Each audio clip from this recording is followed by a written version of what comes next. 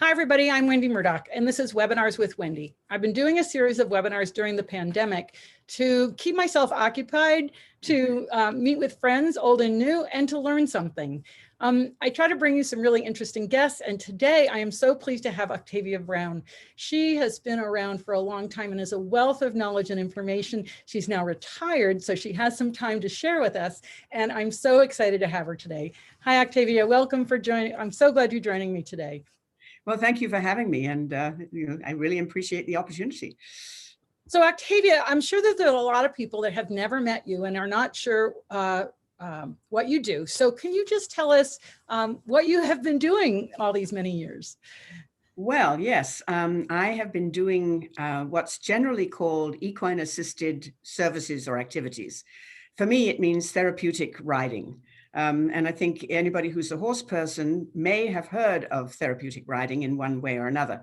And I got going with this many years ago before it was even a thing, certainly not a thing in this country. As you can tell, I was born in England and came over when I was 22. And as they say, the rest is history. So were you were already involved with horses over in England? I was a horse crazy kid in a non-horse family. My mother found a place to send me aged 8. Now, I'm not shy about this. I was born in 1942, so you can figure out. There I was, put on a train to go a third of the way across England to a place unaccompanied. I was met by a lady with a pony and cart and stayed for a week, ration book in hand. Wow.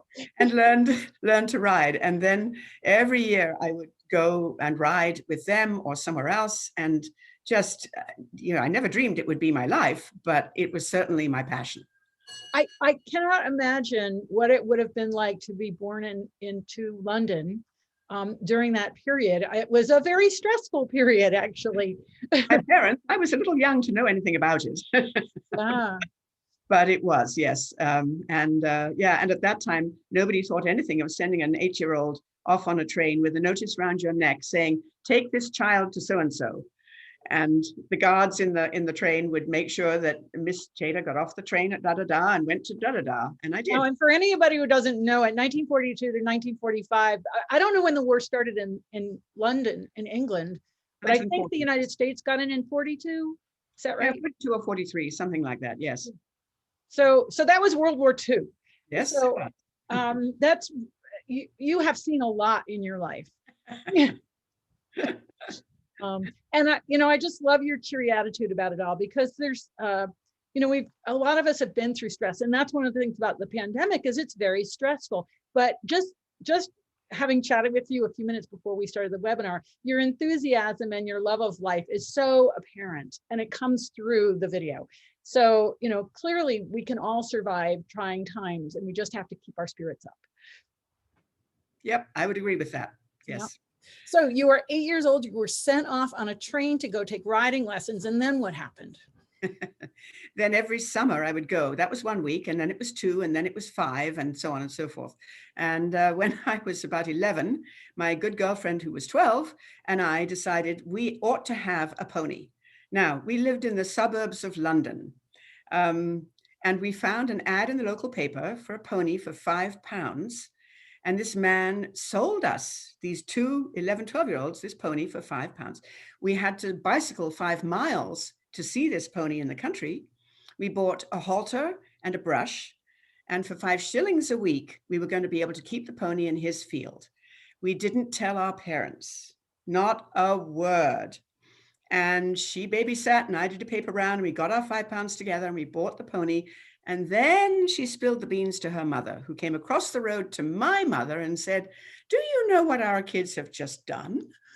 And my father, and I was not a healthy child. I had asthma and Did I care? Not at all.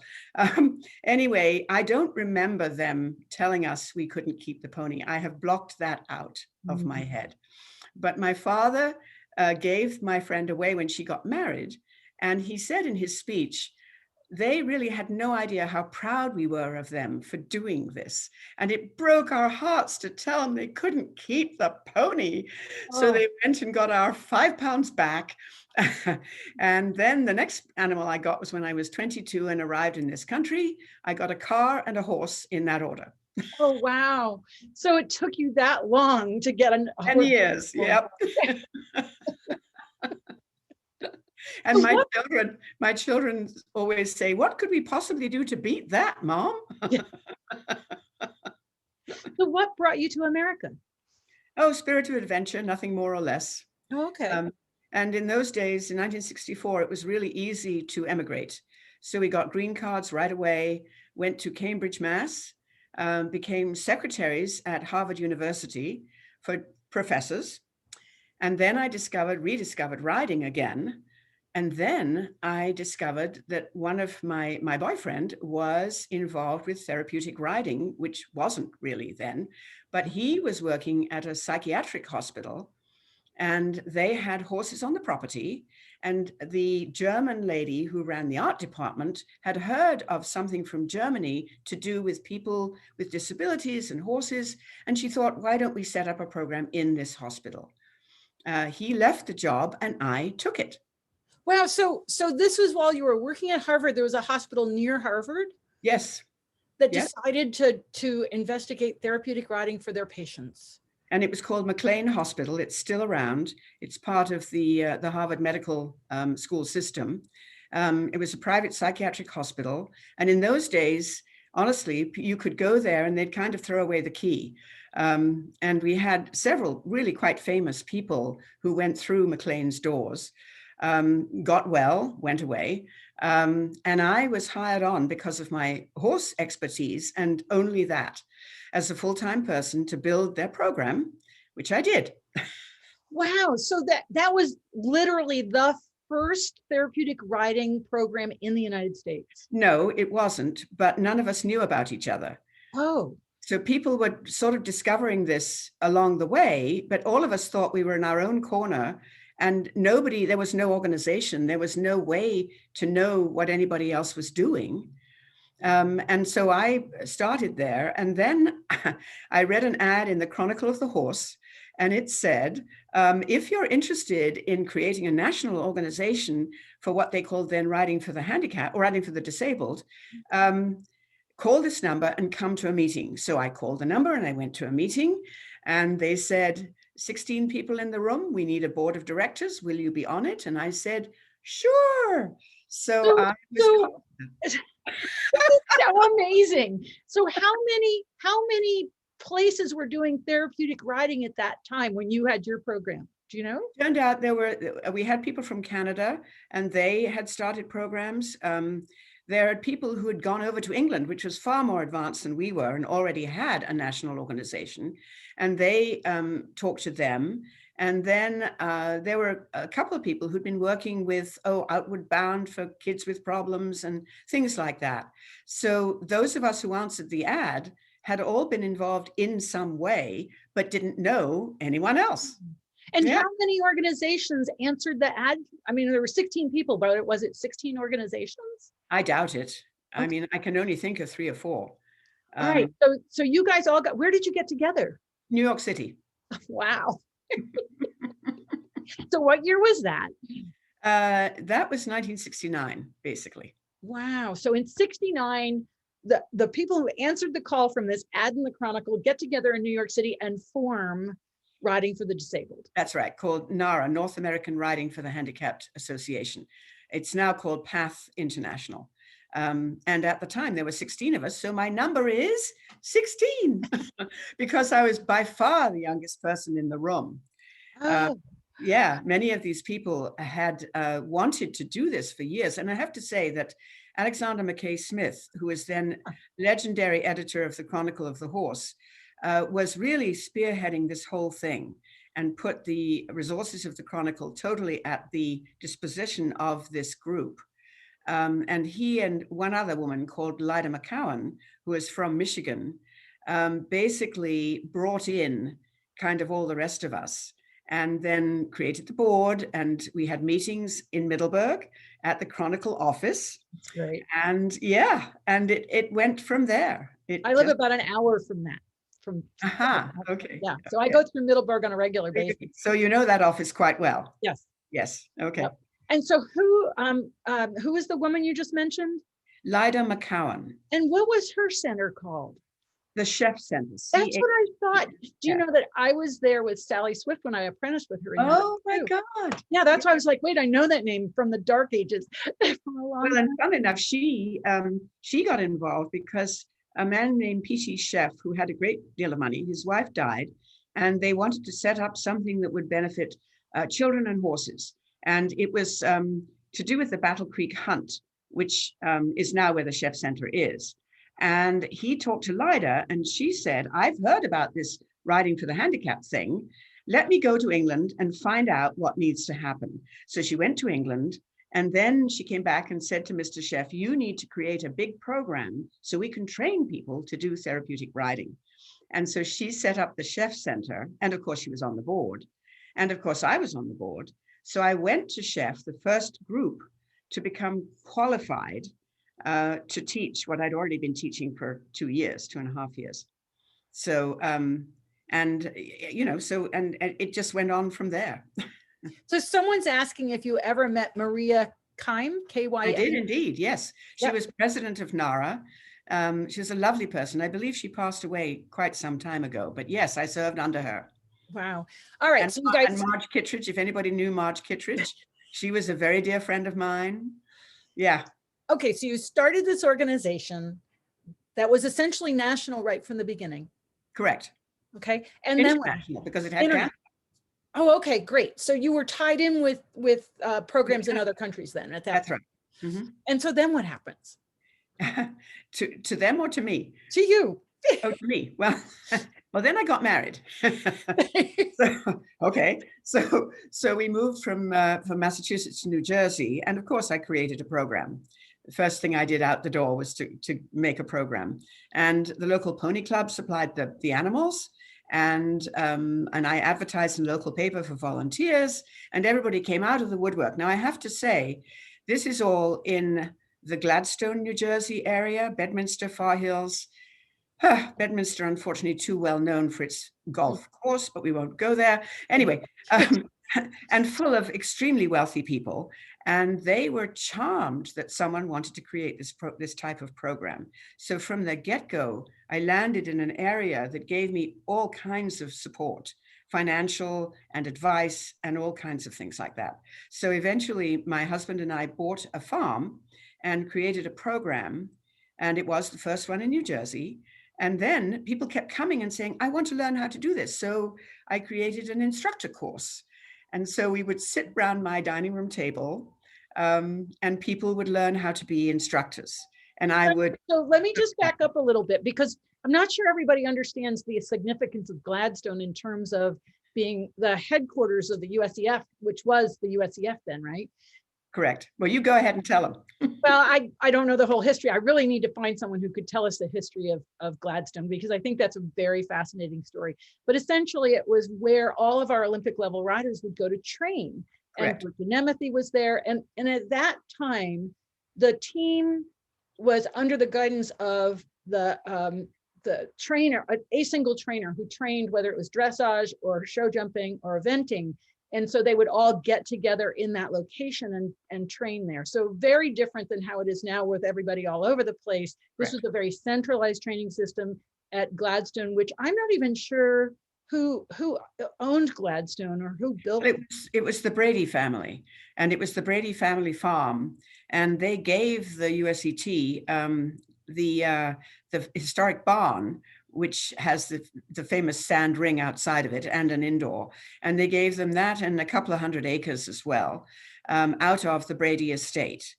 And so that is still where the USET has several staff members, although the main office moved to Kentucky quite some time ago. So United States Equestrian Team, and it's one of the most beautiful barns I've ever been in. It's wonderful, yeah.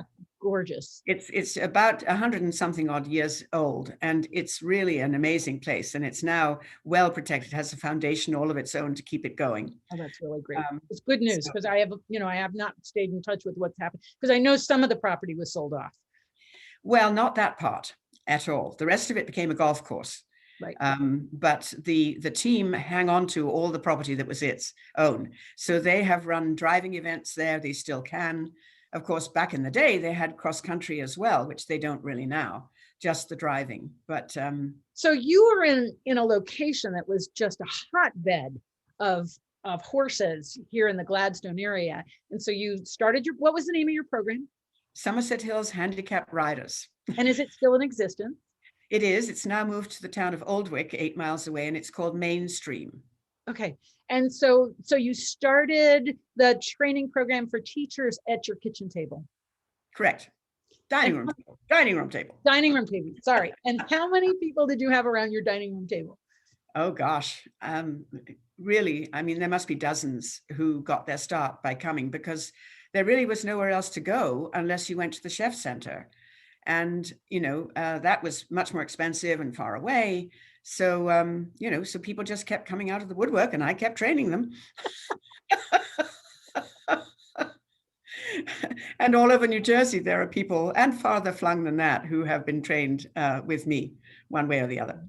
That's so amazing. So now you've got this training program, and you're running a facility. Where are we in time now? We're now sort of in the mid 80s up to 90. Unfortunately, it turned out fine, but I went through a divorce. So that meant the farm had to be sold. Mm-hmm. So that meant the program had to find a new home. So it moved to Oldwick, and my president of our board and I, and between us, we raised enough money to buy the property, and that was great. Mm-hmm. And right about that time, Centenary, now University, was in touch with me to say, we'd like you to come here and teach your therapeutic riding to our students. And where is Centenary located? It's in Hackettstown, New Jersey. That's right. And that's in northern New Jersey. Right. It's about 16 miles from where I live. And so I knew it was time for me to go, because I don't know if you're familiar with this, but anyone with business background, there's a thing called founder syndrome, whereby the person who founded something and was the leading light and all of that, when there's major changes, often that person really should move on. And I knew this because of experience that I'd had elsewhere. And very fortunately, Centenary offered me a full-time job. So I basically kissed my program goodbye, wished them well, found them a new director, and off I went. So I became professor of equine studies at Centenary University. Wow. I remember the name because, I'm from Connecticut. I'm from Stamford, Connecticut. And of course I went to University of New Hampshire. And so, but these are all names that I haven't heard in a long time. I hate to say it, but the 90s was 30 years ago. Tell me that. Yeah, so I was there for basically 25 years until I retired, as I said last year. And then of course we did institute the PATH approved training course for instructors. So I continued training instructors all this time, and we had an in-house program known as TRAC, Therapeutic Riding at Centenary, and that is going great guns under a new director, Karen Brittle. And she very sweetly is allowing me to stay on a little bit as an advisor. So I still have my hand in at Centenary. And I continue to see people learning how to be instructors. And if you say that I'm enthusiastic, I have to tell you, there's an old folk song about the wind beneath your wings, right? Yeah. And not to get sentimental, but being sentimental. It is all those young people wanting to do what I do. And they're the ones that impel you forward to say, yes, you can do what I've been doing, and you'll do it better and in different places, and go and make the next generation happen. So I've been so blessed to be able to do that. That is really awesome. And I I have studied the Feldenkrais method, and my mentor, Mia Siegel, has that same philosophy of she wants her students to exceed her, to do better than her. Correct. And I think that's, if we're going to see things grow, that is such a critical thing. It's so important to be able to let go. Not an easy thing to do, but an important thing to do if we're really going to see growth and change and improvement. Right. Okay, so now getting kind of back to, we had PATH International, and you've stayed involved with that, right? Yes, yes. I am a visitor for their accreditation program, which is to do with the centers themselves. And I'm faculty for their workshop to train instructors. And I'm also an evaluator for testing instructors. And do you still have a horse? No, but I ride the therapeutic horses at Centenary. So they take care of me. That's great. That's really great. All right. So clearly you have a huge background, depth of knowledge in this area of what we call therapeutic riding, but there's so many different aspects of it. And that's what I feel like lately is that there's branches that have come off of this trunk, and I get confused as to what the different branches are and how they relate to each other. And so I think you have a PowerPoint for us that can kind of guide us through this. Okay, so let me get up to the share screen and go to slideshow. Whoa. Here we go. I'm going to get that out of here. Slideshow from the beginning. Okay, so here we go. So to me, this picture is kind of the essence of what we're talking about here. And I'd just like to say a little bit about this horse and this rider. This horse's name is Lucy, was Lucy, and sadly she's no longer with us. And this young man, his name is Sean. And we were just hanging out. We had the horse, we had the young man, and she went over and did this. And I happened to have my camera. And if you notice, her ears are up. She's gently snuffing his hand. And is he delighted or what? And this young man didn't really want to ride, but she somehow got through to him, and he got out of that chair on the ramp and he got on that horse and he'd go for a ride. So I love this picture.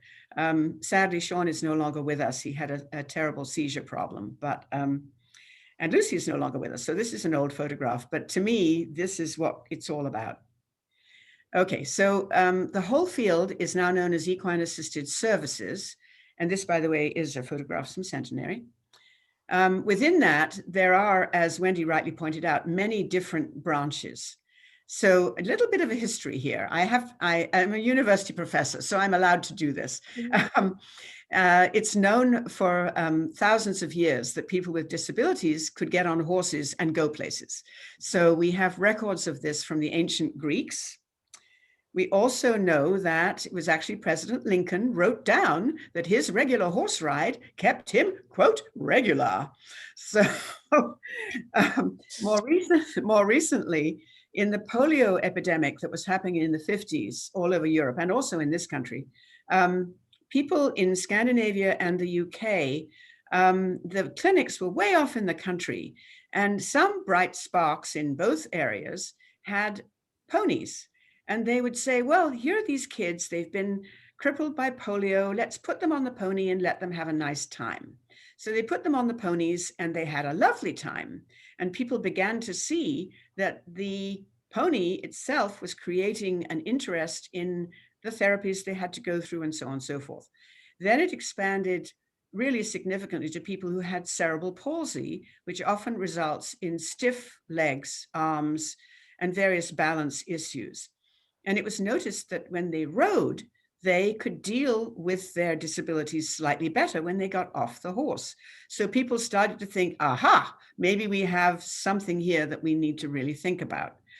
So in European countries, people got organized and created national organizations.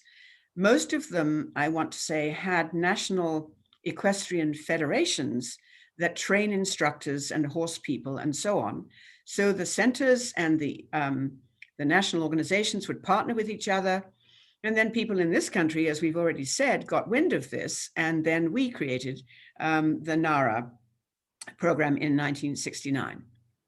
The approaches that are different, pretty much all over the world, people have these different things that are going on, primarily for sport and what's called adaptive recreation. This is one of my riders. As you can see, she won a blue ribbon and a trophy, and she's in competition. So sport, the ultimate of the course, is the Paralympic people who go to the Olympics. But in between that, there are many, many local shows for people, program level, state level, national level. Then what my field is really, which is therapeutic riding. And it is not therapy. This must be clearly understood. It's therapeutic because it's good for people, but it's not conducted by a therapist. It is conducted by someone like me. And I should point out that PATH certifies instructors. We'll get to that later. And I'm a PATH Master Instructor, which means I could go to any program and teach their lessons fundamentally. So therapeutic riding must be conducted by a certified therapeutic riding instructor. Then there's the quality of life emphasis. This woman is a veteran, as you can see from her hat. It's from Wounded Warriors. This is for emotional, psychological rehab and treatment. It's known as equine-assisted learning, possibly equine-assisted psychotherapy, different terminology. And there are many groups that may not necessarily ride or necessarily want to ride, but the relationship they create with the horse, that human-horse bond, can help with helping them to deal with things like PTSD, depression, thoughts of suicide. There are all kinds of documentary and also anecdotal evidence that the entry of the horse into these people's lives can make a very significant difference in how they see themselves and therefore how they see the world. So this is a very dynamic and worthwhile way to go. And I have to say, Centenary has a veterans program, and this is what you're seeing. So we're very proud of that. Then there is the strictly therapy. And this black and white picture is my first program in New Jersey, and the lady mounting is a physical therapist. So she was doing what we cheerfully still call hippotherapy. And please note the piece there, professor talking. Hippos means horse, not that thing that makes noises in the African swamp. Except that hippopotamus is river horse. That's yes, what it is, river horse. Yep. Thank you. Thank you very much. Yes. I can't tell you how many jokes there are about this. Anyway, the term is kind of going away. They now want to call it equine-assisted therapy. But hippotherapy is such a catchy word that people still use it. But the point is, it must be performed by a licensed medical practitioner, occupational physical therapy, speech pathologist, mental health practitioner. And in my role would be the equine specialist who would work with the therapist, always a team of two. So my hands are there receiving little Tracy, who's getting on the horse, and the therapist is handing her off to me. So it needs always to be a team of people who can conduct this particular kind of therapy. As I say, not to be confused with therapeutic riding, which is a whole different thing. For that, I'm teaching riding skills, just like anybody else would. And I adapt my plan, my goal, according to who it is that I'm teaching. So I have plans and all kinds of evaluations, but I am not doing therapy. So I really need to underline that. So those are the branches that we can think about. This is in case people are interested, the actual worldwide international is Federation of Horses in Education and Therapy, HETI, H-E-T-I. Unfortunately, it still has an old name, FRDI, but it's the same organization. USA is PATH. And then for our region, Region 2, and I showed you the states, it's Health and Recreation Through Horses of New Jersey. And each area of the country has a region for PATH. And our Region 2 is very dynamic. We all know each other and we refer each other around, help with horses, all that kind of thing. So you can find information for any of these organizations through their websites. Um, as far as I'm concerned, it really is all about not only my expertise, but the horses and the volunteers. And I think this picture is particularly interesting. This lovely big draft horse, he's a school horse at Centenary, but he also does therapeutic work. The lady with the walker has been riding with me since she was 8. She is now a qualified instructor, so she teaches therapeutic riding. The lady on the horse is from a group home, and everybody else is an instructor in training or a volunteer. So it's all these people that make things work in any program. And this is the second picture in the series. Lucy then put her nose up and Sean hauled off and kissed her. Now, you know, many horses would have shoved him hard and pushed him away. What did she do? She just breathed down his nose and stayed there. And that was Lucy. She was a born and bred therapeutic horse. And I feel that they are born and bred. Something about them responds to the situation of somebody needing assistance. I can't tell you how many horses who otherwise might be kind of skittish, when a certain rider gets on, they just calm right down and they behave perfectly and they do what they have to do. But if I got on the horse, it might spook at something and do a 180 and I'd better stay put. So they have an innate sense, the ones that we choose for this kind of work. And there is a process by which you choose horses for therapeutic. Absolutely. Any therapeutic job. Any therapy. I saw that the post said that she had adopted a past therapeutic horse, so it probably was not able to do the work that it needed to do, so they farmed it back out to someone. But we take them, evaluate them for at least a couple of months, sometimes longer, and throw everything in the book at them. If we use a mounting ramp, they have to go in quietly. If we use an overhead lift, they have to tolerate that. Sidewalkers, leaders, flapping legs, anything we can think of. Balls thrown around their heads, rings tossed off their backs, all that kind of thing, to make sure the temperament is what we want. Now, some of them have somewhat, they sometimes have a bad habit of snipping, perhaps now and then. We need to know that. We need to know how to deal with it.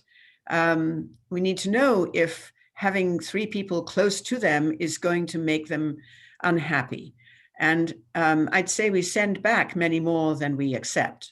But the ones that we do accept are amazing. Yep. And that particular horse that someone referenced in the chat was, it looks like he got retired. He was 26 years old. And that's right. Therapy work because, from what I've seen, people tend to think that the job of the horse is not difficult because they're pretty much mostly walking in a lot of situations.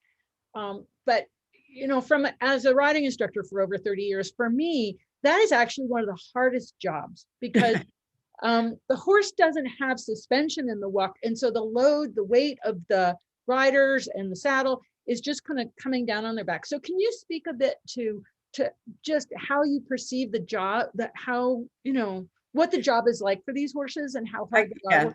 I think you've absolutely hit the nail on the head. Somebody like this young man had a stroke when he was a baby. So he really had standing balance, but he really couldn't walk. So he could stand and get on the horse, but that was pretty much it. So he's pretty much a dead weight. So when he got on this horse, it's like carrying your backpack really low down near your hips instead of up over your shoulders. You and I ride up over the shoulders for the most part because our balance is somewhat forward, not back. But these people may sit right in the middle or even behind the vertical. So the horse is carrying a whole lot more on its lower back. So we have to keep the horse fit and healthy, make sure the back is strong, and make sure that it has enough exercise to be able to do the job it has to do. Plus, it's boring, for the horse. Walk, walk, walk, a little bit of trot, a little bit of trot in 2-point, a little bit of trot over poles, woohoo, going in and out of cones. We're lucky here at Centenary, we can go on a trail ride, which is lovely. But the horses need to tolerate 2 to 3 hours a day of doing that work for maybe a 45-minute lesson each. So it's not every horse that can do that. And when I'm looking for one, it has to have a strong back. I'd prefer a short back. She's a quarter horse, so nice strong hindquarters, that good old quarter horsey back end. Draft cross is wonderful. Smaller horses for smaller people, fine. So yeah, it takes a lot really to define which horse is going to be a good one. This particular animal we bought from a dealer because we were given some money. So we went and found this horse, and she walked right in the barn. And from day one, she was a therapeutic horse. It's just like I was born to do this. The ramp, right in, clamber on, no problem. Sit backwards, oh, fine. And she'd been a competition reining horse. And I think she'd been there, done that, everything. And she was perfect. Another horse was a driving horse. It took her 2 months to settle down. She's now amazing, but it took that long. So you just take as long as you can take. And it's not, I mean, you can assess certain traits that a horse has to make your initial assessment. But, from my experience, it takes time to see how these horses are going to be able to develop into the idea, unlike Lucy, who's kind of very special, or not be able to tolerate certain things. That's right. Figure out where they fit in your program. So this is exactly my rider/instructor, Tracy, with the same horse, Lucy.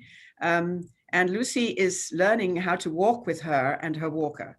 So the walk is necessarily slow, but Lucy feels that tug and she walks up and then she stops and then she catches up and then she stops. So yeah, she was an amazing horse. She was also Region 2 Horse of the Year. So she's got honored. Yep. And we're very proud of her. And Centenary just had another Horse of the Year for the region, Belle, who's another mare. We have 3 mares in our program, and they're all wonderful. And then in your program at Centenary, are the horses also used for able-bodied riders? Well, this one and Belle were purchased or donated directly to us to track. So we would only allow them out for the correct rider. And they don't jump. They do walk trot, maybe walk trot canter. But they're not allowed to use them for intercollegiate competition. There's strictly a division between the therapeutic horses and the school horses that we can borrow. But my point being, I know with the therapeutic horses, a lot of the work is slow and that they benefit from being ridden by an able-bodied rider to keep them, get more aerobic exercise and keep them more fit. I'm not sure every program does that with their therapy horses. Well, they should. We're very lucky because we had a paid job, a student, what do they call it? I forget. There's a name for a student job on campus that you get money for your tuition. Anyway, so we would assign somebody to ride, let's say, this horse, and she would ride this horse 2 or 3 times a week and keep her right up to her walk, trot, canter, bending, a little bit of this, a little bit of shoulder in, a little bit of that. And if she was wanted in a beginner up to basic 1, 2, or 3 lesson, she could be used for that because the same thing, walk, trot, canter twice a week. And if none of that's happening, then a group of volunteers are the schooling team, and we ride 2 or 3 times a week. So we keep the horses well up to their bits and well up to their weight carrying. And that's why this horse finally passed away age 29 and was only out of work for 18 months at the end of her life. So, So the fitness is really important. Fitness is incredibly important, especially for their back. Yep. And then with your hippotherapy horses, can you describe what the horse's role is in hippotherapy a little bit more? Yes, certainly. Do I have another picture? No. If you look at this horse, she would be wearing a bareback pad, not a saddle. And that means something that's large and thick and is held on with a very tight strap around the belly, no stirrups, and it's flat. And the rider is put on this pad, and they then have to balance against the movement of the horse. And a little theory here, if that's okay. Yeah. The walk of the horse is a 4-beat gait. 1, 2, 3, 4. Front leg, hind leg, front leg, hind leg.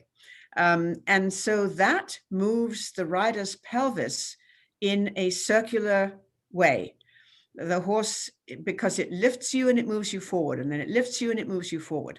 So your pelvis and your trunk are being moved side to side, forward and back, and in rotation.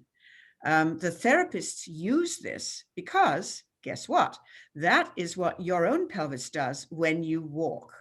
So when you normally walk, you push off one foot, you swing the other leg forward, rotation. You land down, that's lateral. You push off, that's front and back. Then you take another step, rotation. So the therapist is creating the walking gait on the back of the horse.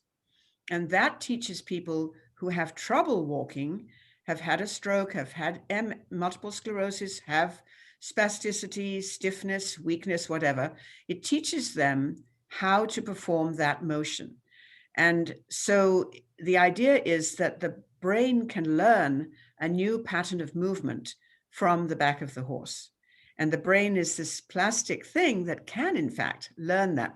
Whenever we learn a new skill, I would diverge to say that everybody remember what sailboarding is, where you have a sail on a board and you have to lift it up and sail along, and then you make the sail go here and there on the ocean and you're going back and forth. I am no sailor, but I learned how to do this. And by the end, I was pretty competent. And my brain learned how to do this from a standing start. And I'm not an athlete. So the similar thing is going on in hippotherapy. And that is the hope and promise of that particular way. They do not trot, they only use a walk. But the horse has to really walk. That hind end gets right up underneath the rider and pushes them forward and pushes them up and backwards and forwards and side to side. And so it takes a special horse to be able to, so each level of therapeutic to therapy requires horses that are really capable of doing that particular job. Like That's not correct. all horses are going to be hippotherapy horses, but all hippotherapy horses could probably be therapeutic horses. That's exactly right. This horse is not a hippotherapy horse. She's a Western horse. So she does the Western jog just beautifully and the little lope just beautifully. That's not what you want. And ask her to extend her walk. And she said, I don't think so. Tomorrow, not today. But that big draft that you saw is similar because his gait is so smooth, you're not getting any motion. Right. But a big old warm blood horse or a thoroughbred or thoroughbred cross has lots of motion that can be energized for hippotherapy. And they train the horse to stride out, use its back, use its hind end, and give that. But those sessions are short, 20 minutes, no more than half an hour, and really only one a day, maybe one morning and one afternoon, because it's stressful. Those people are uncoordinated. They can be, therefore, their weight is far more than the pounds they actually weigh. Yes. It's as if you added half again as much for the horse to tote around. So somebody's asked a question, were you ever involved with the formation of the Therapeutic Horse Division of the Devon Horse Show? Or that was held at Thorncroft? No, but I know Thorncroft very well, and I took people to be part of that. And I just found a record in my of Saunders Dixon, who created Thorncroft, came to a clinic I gave in 1984, I think. And so I've known him since then. And we talked about all these kinds of things. So I'd like to say that I have maybe a little bit of a hand in that. But I definitely took horses to that. And it was only at Thorncroft. And then eventually it went on to be part of Devon. So it started out as an in-house show, inviting all the programs roundabout to come with their own horses. And then it became the Devon thing. Oh, awesome.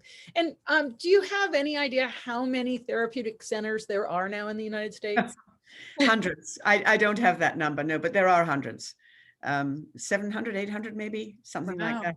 Okay. And thousands of riders and thousands of horses and thousands of volunteers. Yeah, and you know, the volunteers can't be understated in terms of their importance. That is correct. Yeah, going back to this picture. So, and I'm going to, actually, I have a slide at the end. If people want to become involved, what's kind of involved in becoming one of these people. Yeah.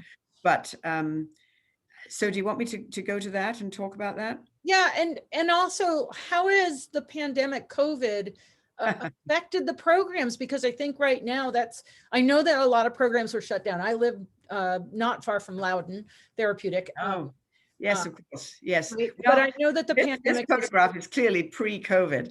Yes. So, so I still talk of we because track is sort of but I think most PATH programs, what most people are doing is, if the rider needs just a leader, then the leader has a mask, the rider has a mask, the people who assist with mounting and dismounting are masked up. But in the lesson, it's only the rider and the leader, and they are sort of by definition, several feet apart. If they need a side person, it has to be one of their family members, and they have to wear a mask. Which is very different than pre-COVID. Yes, and those people have to be trained and become volunteers. And then the instructor is allowed to drop their mask so they can talk, as long as everybody's staying, far away. So the instructor is in the middle and everybody is far away. And that seems to work. And then if a rider is independent and doesn't need a leader, they are asked still to wear a mask, but they are allowed to drop it when they're completely off lead. But everybody has to mask up again when we all get close together. And all the volunteers, when they get the horses ready, full masks up, keeping distance, all those things have to be part of it. And all of the cleaning and everything, everybody knows what's going on with that. So it's really, it's affected a lot of programs. I know for a while, a lot of programs were shut down, and, the thing there is that the students are the ones who are really. They miss it terribly. Right. Yeah. What some programs have done is they have had people come and visit the horse, and the kid is masked up or the adult is masked up and the family is, and there's one helper, and they take them to the horse and, put the horse on a cross tie and let the people be close to the horse. And that's it.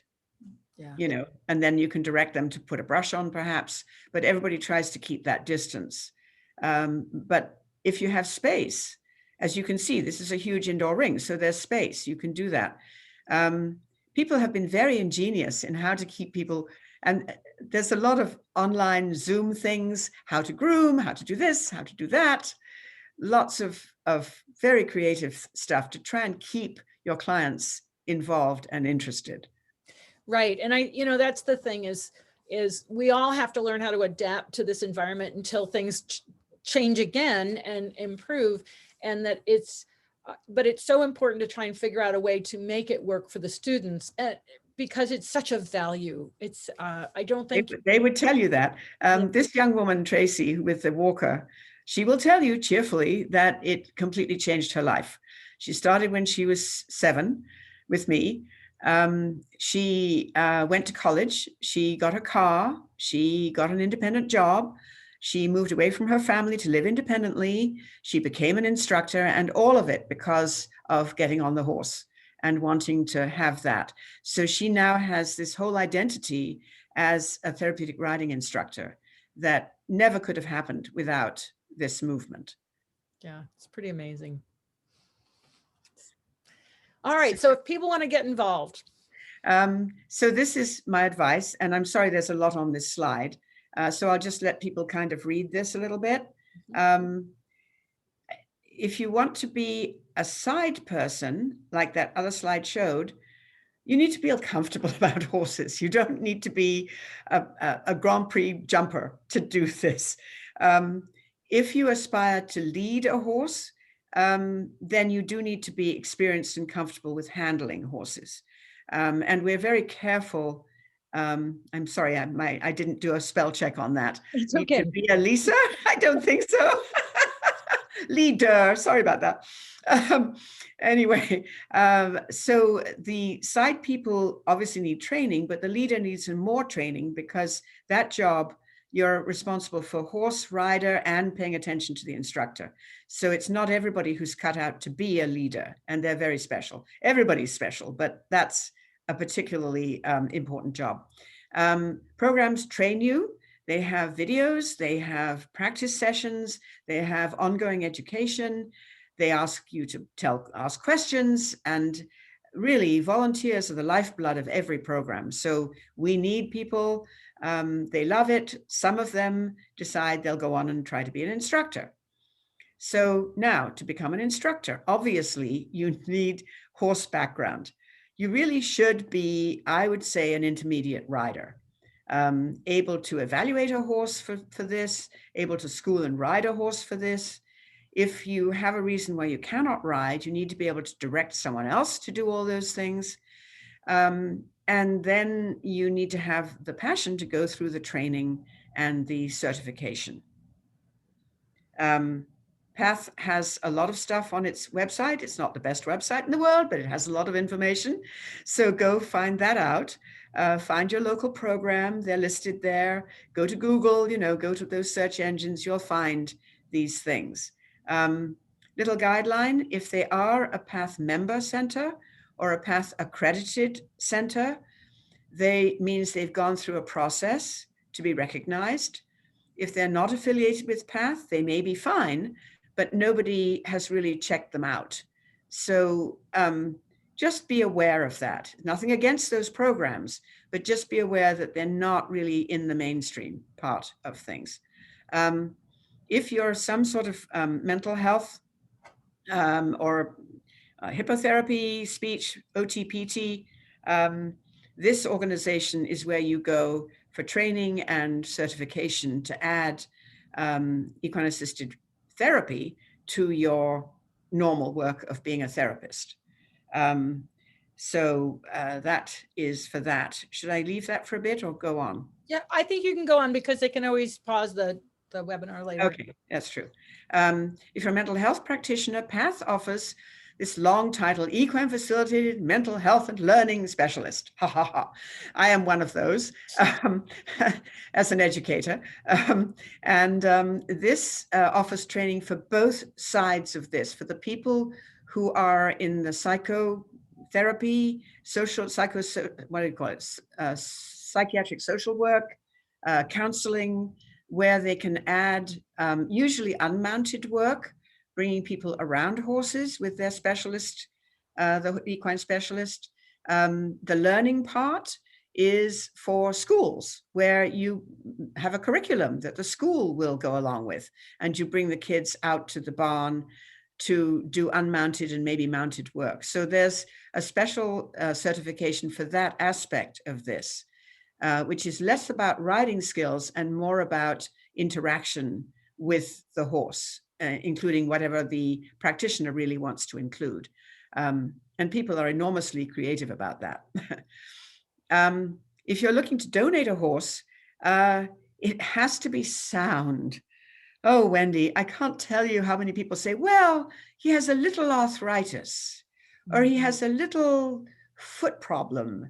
There's no such thing as a little anything if you're doing therapeutic work. It must be able to be controlled easily without too much veterinary intrusion. So sound, obviously calm and sensible, carrying weight appropriate to the size of the animal, and capable of the work that they do. We'd like them to be able to canter or lope, because then an exercise rider can put them through all their paces, and preferably less than 20. He's 25 and he's been turned out for 10 years, and would you like him? No. So I think what you're saying is therapeutic riding is not a place to send your horse just because you're looking for a home. Or a retirement home. Exactly. Yes. Therapeutic riding needs horses that can really do their job, because it is from what I've seen, it's a tough job. You have to be able to tolerate a lot. You have to be able to deal with all kinds of different environments and to be able to stabilize under the weight. And I think that when you start to realize, and that's one of the things I love about your talk here, is when you realize just exactly what the job is, you realize it has to be a horse that can do that job happily, or it's not going to work. The right. And the ones that do best are horses that have been everywhere and done things.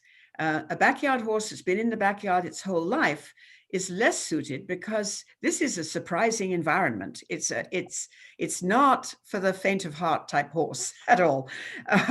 An old show horse that's still perfectly sound, but you don't really want to jump him anymore, is perfect. a horse that has maybe had an issue, has been completely cured, you know, and a little arthritis, okay, we can deal with that. We can do Equine. We can do the things that keep a horse comfortable, but it is not a retirement home. It is not. So, and this is my contact information. And my doctorate was courtesy of Centenary University. They very nicely made me Dr. Brown, which pleased my kids no end. I still am allowed to have the address because I am a professor emeritus at Centenary. I'm happy to give advice, answer questions, you know, whatever I can do to help, because I love to be of help to people in this way. And that's it for me. So I'm going to stop the share now. And I love your end. I thought you might. Well, you know, this has been amazing. You have, you know, you have such a depth of knowledge, but you've been there for all these years, and it's just really fantastic. And I can't imagine what it's like to see this little kernel grow into this huge tree and really become such a success all around the world. It's really amazing. I'm looking to see if there are questions here. Oh, look, someone's an exercise rider. Excellent. Found my program. Hey, okay. Okay, well, people already knowing about this. Yeah. Competed at, oh, Thorncroft. Okay, are you somebody with a disability? I wonder. That would be great. Who that was. Are you aspiring to become an instructor? Ha ha ha. And of course, you know, what's really important is that people find their local centers and really support them, whether that's in any way you can, you know, if it's financial, if it's volunteer hours, all of these programs really appreciate and need a lot of support to make their programs work. And I know that it's a, yes, she is, but not an instructor. Oh, well, carry on and carry on riding. That's all I can say. Listen, I had 2 replacement hips, so I'm sort of a disabled rider myself. I get on from the ramp and I get off very carefully, and I only ride the very smooth riding horses, you know. But you're still riding, and that's fantastic. I am still riding, yes. So this has been such fun, and thank you everybody for tuning in, and you know, and for Wendy for putting this on, and Surefoot for sponsoring it, and all of that. We really appreciate the work that you do. Well, thank you so much, and I'm so glad to have you as my guest. So everybody, just remember, you can find this and all the other webinars on the Surefoot Equine YouTube channel. And we're going to have a break for Tuesday, Wednesday. On Thursday, we're going to come back with Gracie Herring and talk about infrared imaging. So stay tuned for that, and we'll see you then. It's going to be in the evening because she's in Australia, just so you know. All right. And thank you so much for joining me, Octavia. It's been a pleasure. Fun to talk to you. Thank you. I've really enjoyed this. Bye. Yep. Bye.